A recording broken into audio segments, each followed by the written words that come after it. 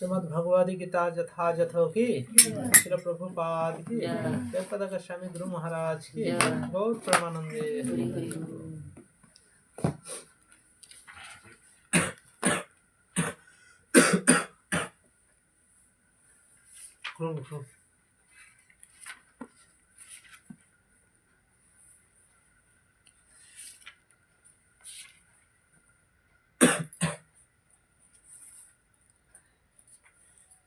श्रीमद् भगवद गीता यथायथ षोडश अध्याय जयवासु संपद विभाग श्लोक नंबर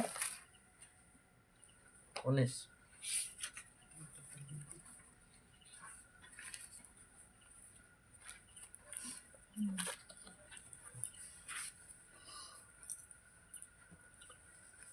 সকলে বলুন।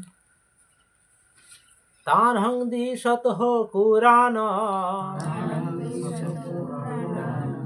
সংসারেষু নরাধমা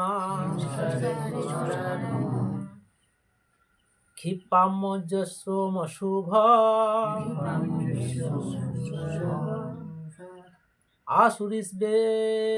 আসুরিষ্বেব যোনিষু তানহং দিশত কুরান সংসারেষু নরাধমা ক্ষিপাম্যজস্রমশুভান আসুরিষ্বেব যোনিষু। অনুবাদ: সেই বিদ্বেষী ক্রূর ও নরাধমদের আমি এই সংসারে অশুভ আসুরি জনিতে অবিরত নিক্ষেপ করি।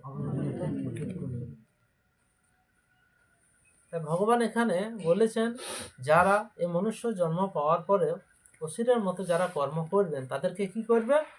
সেই বিদ্বেষী, তাদেরকে বিদ্বেষী বলেছেন। ক্রূর ও নরাধমদের, মানে মানুষের মতো শরীর তারা পেল কিন্তু মানুষের কর্ম তারা করল না।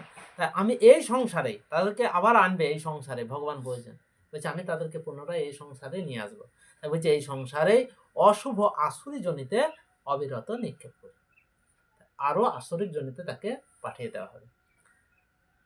তাৎপর্য: এই শ্লোকে স্পষ্টভাবে উল্লেখ করা হয়েছে যে পরমেশ্বরের ইচ্ছার প্রভাবে জীবাত্মা কোনো বিশেষ শরীর প্রাপ্ত হয়। তাই আমরা আমাদের ইচ্ছাটা যখন কাজে লাগাবো, ভগবানের সেবাতে হোক, ভগবানের বিরোধী ভাবাপন্ন হয়ে হোক, যেভাবে আমরা কাজে লাগাবো তখন ভগবান আমি যেভাবে লাগিয়েছি সেই অনুপাতে তাকে সেই শরীরে আবার পাঠাবে, পরবর্তী শরীরে। তাই বলছে সেটা কে করে? জীবাত্মা কোনো বিশেষ শরীর প্রাপ্ত হয় কার? পরমেশ্বরের ইচ্ছার প্রভাবে।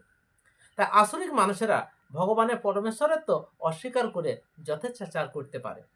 যারা অসুর প্রকৃতির মানুষ তারা কি করবে? তার মানুষ শরীর পাওয়ার পরে যথেচ্ছাচার করবে। যথেচ্ছাচার বলতে যা ইচ্ছা তাই, যা ইচ্ছা তাই তারা করতে থাকবে। কিন্তু তাদের পরবর্তী জীবন নির্ধারিত হবে পরম পুরুষোত্তম ভগবানের ইচ্ছা অনুসারে। তাহলে আজকে আমি আমার শরীরে ক্ষমতা আছে, জনবল আছে, লোকবল আছে, ধনবল আছে, তার ফলে আমি যেমন আচরণটা করব, যদি বিরোধী ভাবাপন্ন হয়ে আচরণ করি তখন কি করবে? ভগবান তাকে একবারে পুরো আসরিক জনিতে তাকে নিক্ষেপ করাবেন। কিন্তু তাদের পরবর্তী জীবন নির্ধারিত হবে পরম পুরুষোত্তম ভগবানের ইচ্ছা অনুসারে, তাদের নিজের ইচ্ছা অনুসারে নয়। তাই শ্রীমদ্ ভাগবতমে 3য় স্কন্ধে বর্ণনা করা হয়েছে যে মৃত্যুর পরে জীবাত্মা কোনো বিশেষ শরীর প্রাপ্ত হওয়ার জন্য উচ্চতর শক্তির তত্ত্বাবধানে মাতৃজঠরে উপস্থিত হয়। তাই মাতৃজঠরে উপস্থিত হবে কিভাবে? আমার কর্ম অনুসারে। এটা 3য় স্কন্ধে আমাদের এখন চলছে, সেখানে বলা হয়েছে। তাই জড় জগতে আমরা পশু, পাখি, কীট, পতঙ্গ, মানুষ আদি নানা রকমের প্রজাতির প্রকাশ দেখতে পাই। এদের প্রকাশ হয়েছে উচ্চতর শক্তির প্রভাবে। ঘটনাচক্রে এদের উদ্ভব হয়, যে হতে হয় হয়ে গেছে, কিন্তু এরকম কিন্তু নয়, সব কর্মফল। তাই অসুরদের সম্বন্ধে এখানে স্পষ্টভাবে বলা হয়েছে যে তারা বারবার অসুর জনি প্রাপ্ত হয় এবং এইভাবেই তারা চিরকাল ইচ্ছাপরায়ণ নরাধম রূপে থাকে।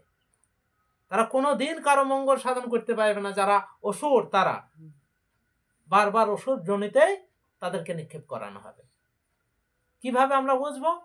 আমাদের এই যুগে অসুর কোথায় থাকে? একই শরীরের ভিতরে আছে। কাম, ক্রোধ, লোভ উৎপন্ন হলে জানতে হবে কি অসুর। তা সেরকম মা বাবার তত্ত্বাবধানে তিনি বড় হবেন বা জন্ম নেবেন। এই ধরনের আসরিক জীবন সর্বদাই কামার্ত, সর্বদাই অত্যাচারী ও কুৎসিত এবং সর্বদাই অপরিচ্ছন্ন হয়ে থাকে। কত সুন্দর কথা। এখানটা বলছেন তারা কামাচারী হবেন, সর্বদাই অত্যাচারী হবে, গোমাতার প্রতি অত্যাচার করবেন, স্ত্রী লোকেদের প্রতি অত্যাচার করবেন, ধর্মের প্রতি অত্যাচার করবেন, তাদের এটাই স্বভাব। আর কি তাদের যে কুৎসিত মনোবৃত্তি তারা প্রকাশ করবেন এবং সর্বদাই অপরিচ্ছন্ন হয়ে থাকবে। তারা ঠিক মতো স্নান করবে না, নেশা ভাঙ করবেন, তাই বলছে অপরিচ্ছন্ন হয়ে থাকে। তারা ঠিক জঙ্গলের শিকারীদের মতো। তাকে জঙ্গলি বলা হয়েছে এখানে, তাকে মানুষ বলা হয়নি, এখানে নরাধম বলা হয়েছে। তাই বলছে জঙ্গলের শিকারীদের মতো আসুরিক প্রজাতির অন্তর্ভুক্ত, তারাই অসুর। আমরা আজকে অসুর কোথায় খুঁজতে যাব? আমাদের মধ্যে লুকিয়ে আছে। শ্রীমদ্ ভগবদ গীতা যথাযথ কি, শ্রীল প্রভুপাদ কি, গৌর প্রেমানন্দে হরি হরি বল।